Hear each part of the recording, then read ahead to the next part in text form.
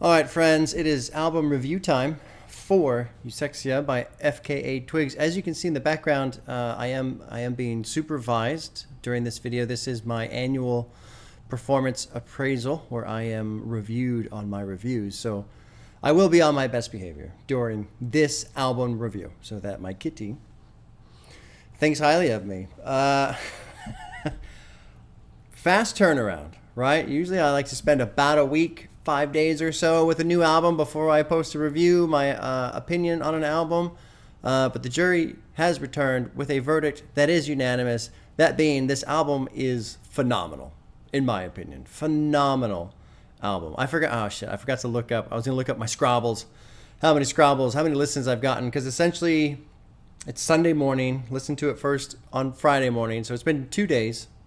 I've probably listened 9 times. 8, 9, maybe 10 times, something like that. Album from top to bottom, all the way through. Love it. I love this album. I'm so glad I sat down with it. And for me, this album is basically, it's the hat trick. It's what I always hope for with every album, where it's got amazing production, amazing vocals, and a lyrical experience that can just wrap up the whole thing and keep me engaged through the album on multiple levels.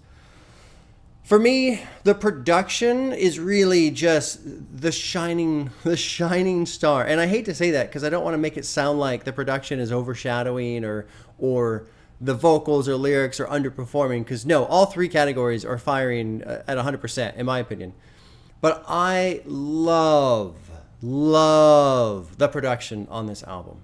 There's so much sound texture in every song. There's these just little things to hear, little elements coming in, little bit of the production backing off, the tempo's changing, the beat is changing, they're dropping it with these crazy hits like on Sticky. You've got glitches, you've got beautiful quiet parts. It's just the listening experience, especially if you're on headphones. Oh my God, it's so good. So good. And even with my speakers, I've been cranking it up a little bit and making the disc, womp, womp, womp from the bass. Love the production on this album. Absolutely adore it. And then what's great too is get into the vocals category, and her voice, the way there are times when it just floats around and kind of hangs in these like really soft, angelic notes and starts to bleed in and mix to the production. It's just, it's so good. So good. And then lyrically, for me, I love this concept of Eusexua and what it is, this idea of kind of like this peak freedom, this peak release, this enjoyment, this limitless possibility, this mind state of I can do anything and there are no barriers and all this other stuff. But then as the album moves forward, and you explore this idea, at the same time, you also explore how hard it is to achieve that. And all of the things that get in the way of that. And all of the baggage that we bring. Like Perfect Stranger is great because it's talking about how, without all of our baggage, essentially, we are, we're just people. We're just us. And in that, we're perfect. And so, I think there's a lot going on with Perfect Stranger. You can take it from like a club lane and just dancing with somebody you've never met before and you're just dancing, whatever. But I take it on a totally different level of, we carry around all this baggage, and all this baggage, all it does is kind of serve as our own prison in a sense, in terms of like preventing us from reaching this state, this mind state. What's great too is you've got like the opening track, Eusexua, which is really emphasizing the concept and kicking off the album. But then by the time you get to the end, you've got something like 24-Hour Dog, which is a great contrast to Drums of Death, where Drums of Death is all about, strip off your clothes and knock away all these boundaries and go do the things that you want to do. Like just set yourself free type of a thing. But then by the time you get to 24-Hour Dog, it's almost like celebrating our own imprisonment. And don't let me know, don't call my name, don't shatter the illusion that I have of this thing and make me realize that I've allowed myself to be essentially turned into a pet or let someone have ownership over me. Like, it's just fantastic. I love it. I love that wrestle with the concept.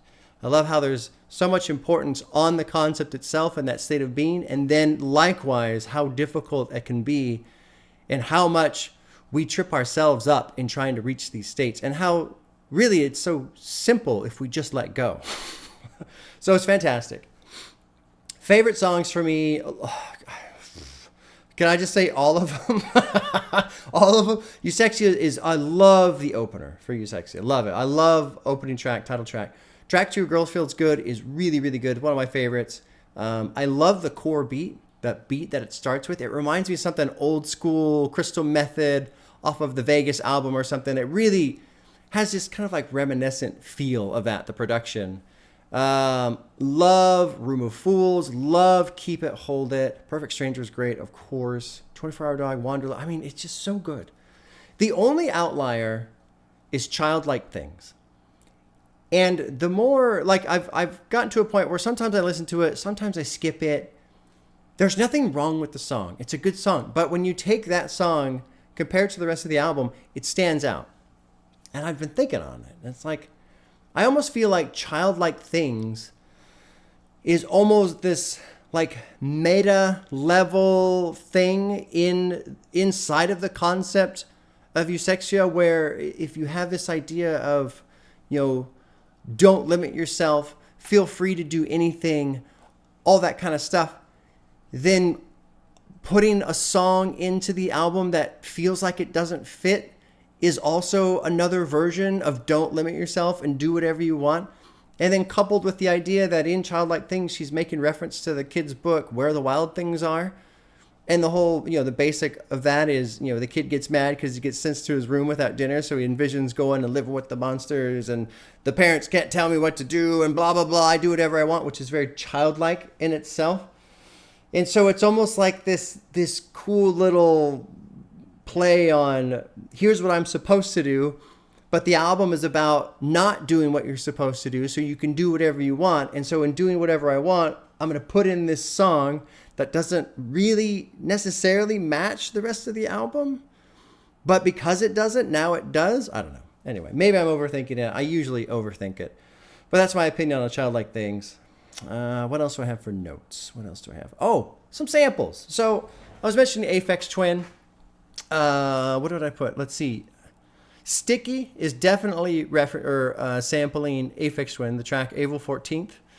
If you listen to it's like the last minute or so of that song. It's a pretty short song anyway, April 14th. You'll hear like the kind of, bridge section or whatever, where the lighter piano notes are coming in. If you listen to Sticky, you'll hear those notes.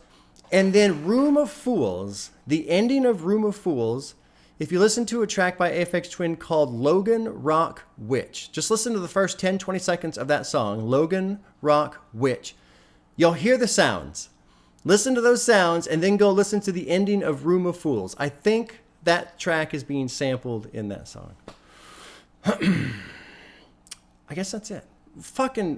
Last year, Yeet came out with 2093. That album really grabbed me. I really liked the sound, but more so I liked this lyrical thing of all these different voices going back and forth and really figuring out that it's all the voices in his head and wrestling with himself and that kind of thing. Eusexua kind of almost exists, somewhat close parallel. But Yeet came out in January of last year. This comes out January this year. Yeet was my top listened artist. And so the only question I really have about this album for me is, yes, I'm obsessing over it now. Yes, I love it right now.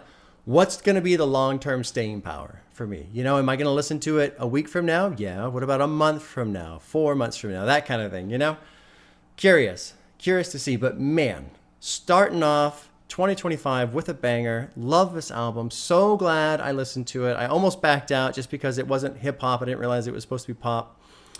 Which actually, that was the one other thing I had. I did see some people, they're chatting online about how they're a little disappointed because it's not necessarily as dancey or as clubby, or I don't know what phrase to use, but didn't necessarily have the energy and the production that they were hoping for, because this is a little chilled out, which is why I love it. I love just listening to the intricacies in the sound. I can understand that criticism, maybe that slight disappointment of, I wish it could, go a little bit more energy and get me dancing a little bit more. I can see that. It's one nice thing for me coming in completely blind, having never heard a lick of her music. I get to experience this as it is, and so there's no expectations at all, so that helps me out. Anyway, there you go. There's review. Excellent, phenomenal, wonderful, love it. Praise, praise, praise. Words, words, words. We'll see you guys soon.